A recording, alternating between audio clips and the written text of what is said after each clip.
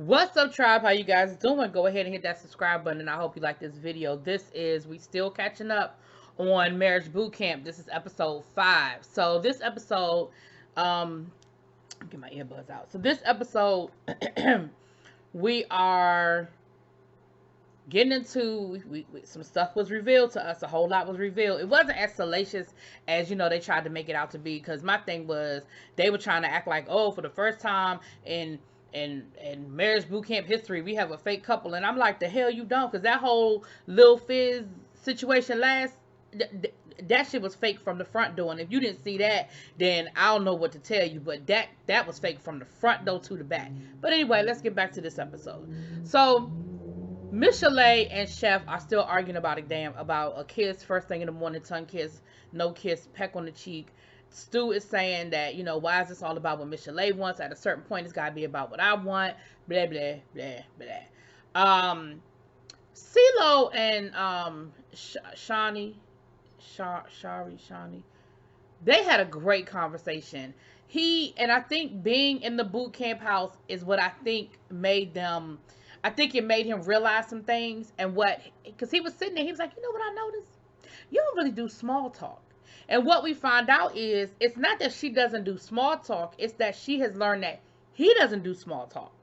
But I think them being in the house, being isolated, and not having all these outside conflicts and devices and things like that, I think it has made him realize that we don't talk about silly, frivolous stuff. Everything is always serious. Everything is always about a situation.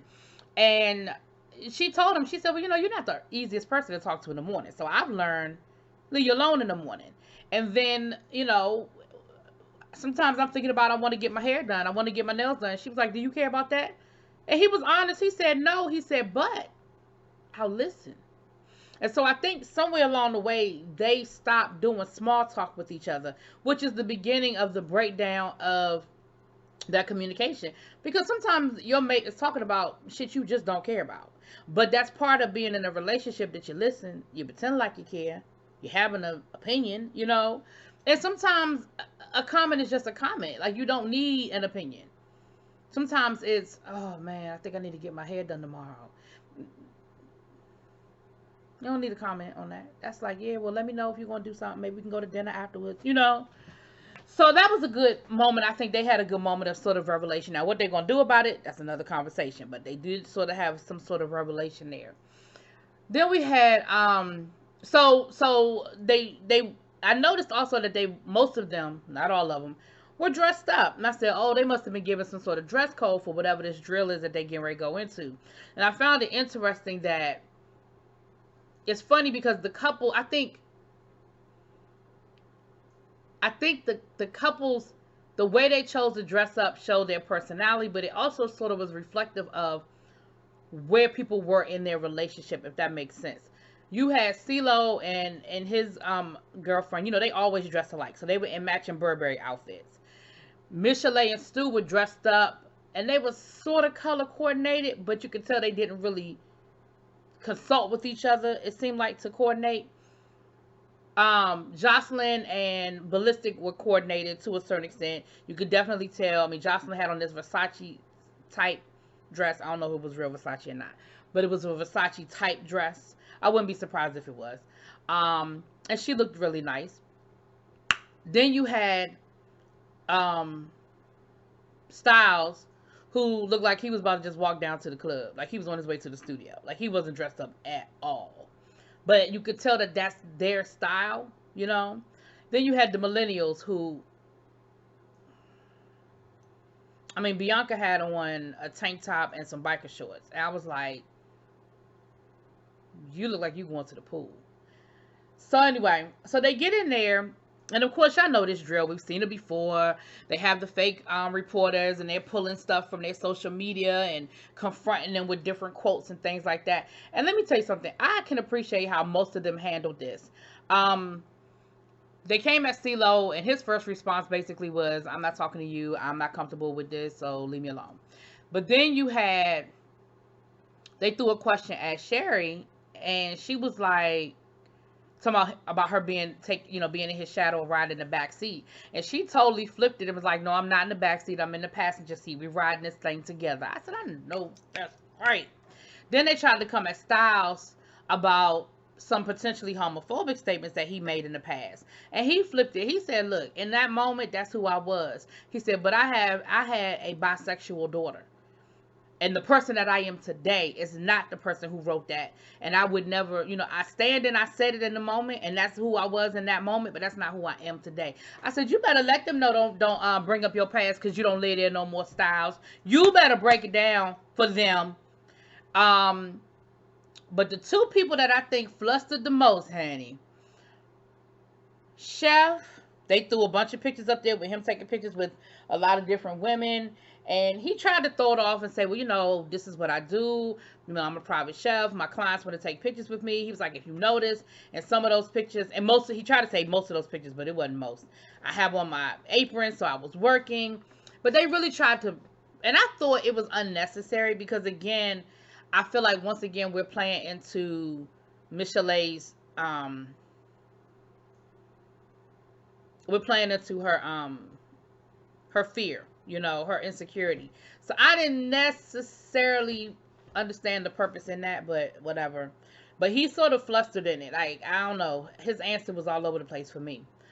But the biggest F of the day has to go to Bianca and Blue Hair Boy. I'm not going to go through all the ins and outs. What we found out was Blue Hair Boy got a whole girlfriend on the outside. And basically, CeeLo broke it down the best. CeeLo was like, "Look, what he's doing is he's playing his hunches." What we found out is that Bianca and Blue Hair Boy were not a couple coming into the house. They were not together. However, they were like, "We need to figure out if this is going to work for us. We need to figure out if we're supposed to be together. And if we are supposed to be together, we need to figure out how we can make it work." So that is why they chose to go on Marriage Bootcamp. But the problem is they were not an actual couple going into Marriage Bootcamp. Blue Hair Boy got a whole nother girlfriend that they confronted him with at the press conference where they didn't ask her, "Well, are you still currently dating him?" And her response was, "Yes." "Are you his girlfriend?" "Yes." No hesitation. And he was like, and they tried to make it seem like this was an old girl, this was an old situation. And they were like, "No, we asked her this yesterday." And it's the same girl that was calling him when they got into the fight a couple of days ago. Bianca knows about her. She knows about Bianca. She even knows that he is at Marriage Bootcamp. Then they kept bringing up this bag. So I guess they get paid to come on the show. But I'm thinking to myself, the pay can't be that much but I guess it is. I don't know. So it came down to Dr. Ish. What we found, again, I'm not going through all the whole dramatic, that they had this whole secret meeting in the bathroom to get their story straight and, all of that. But what it boils down to is they want to see if they can make it work.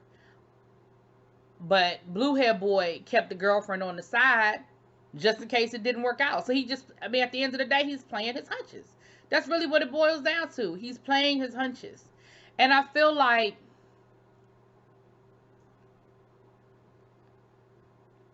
as long as you have an exit plan, you're not all in.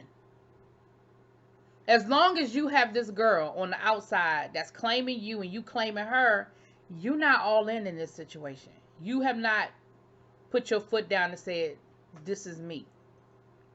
So the Dr. Ish left it up to the rest of the crew to make a decision about whether they should stay or whether they should leave. And everybody is sort of torn because they are so young. I think everybody is torn about just saying leave. But in my mind, from where I sit, I felt like they were a mismatch with this group from the beginning. Like they should have been on last season because they were a mismatch from the beginning. This group just seems to be dealing with real issues and a lot more mature and really, really trying to make this work. And I'm just not sure if what they're doing and their problems are on par with what Styles P and CeeLo are dealing with. You know what? Y'all know what I'm saying? So that was this episode. Like I said, I'm not going to belabor this whole, he's with it. Because first of all, y'all done already seen it. Y'all know. But second of all, I mean, it is what it is. They lied to get on the show. They faked the funk, make it seem like they were already dating, that they were still together, and they are not. And they got caught in the shit at the damn press conference. They ain't know what, they were like deer in the headlight. They ain't know what to say. They were just sitting there. And the thing was, they were asking him questions, and he kept saying no comment, no comment. See, the no comment makes it worse. The no comment makes it work, and they just kept digging and digging and digging, and all they could do was look at each other and like try to figure it out. And Blue Hair Boy was so mad and so embarrassed, and Bianca couldn't do nothing but sit there and smile, looking stupid. But you know, what a tangle where we weave when we first practice to deceive, child. That's all I got for that. I don't know. So we're gonna see in the next episode what they decide to do. Are they gonna let them stay, or they gonna make them leave? What we gonna do? What we gonna do? Anyway, let me know what y'all think. Talk to y'all later. Peace.